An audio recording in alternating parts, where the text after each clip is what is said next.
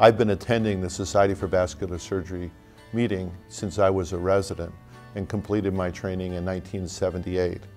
And I don't believe that I've ever missed a single meeting, because for me, this is the epitome of a great vascular meeting.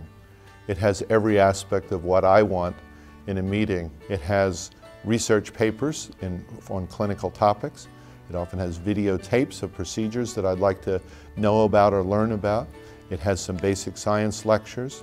In addition to that, there are topics of discussion, such as related to political issues or the Stanley Crawford Forum for Critical Issues. There is a great presidential address, which often is done by someone who has thought for the last year about a topic of interest.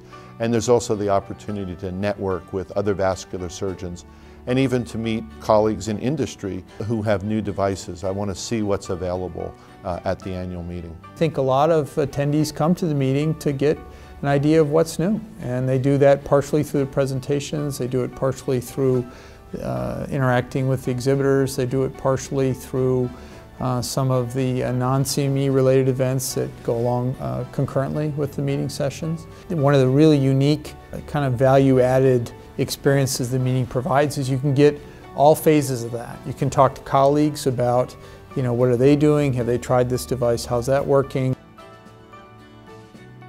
Our goal is to improve the vascular health of patients. That's why we're in the profession that we're in, and that's why the meeting is set up. It is our opportunity to improve ourselves and make us the best possible we can in the management of patients with vascular disease, and also to prevent vascular disease. The practice of a vascular surgeon is a significant commitment, intellectual, personal, emotional, physical. And we need to, every once in a while, take stock and celebrate the fact that so many of us share so much in common in terms of our commitment to the patient and to our specialty.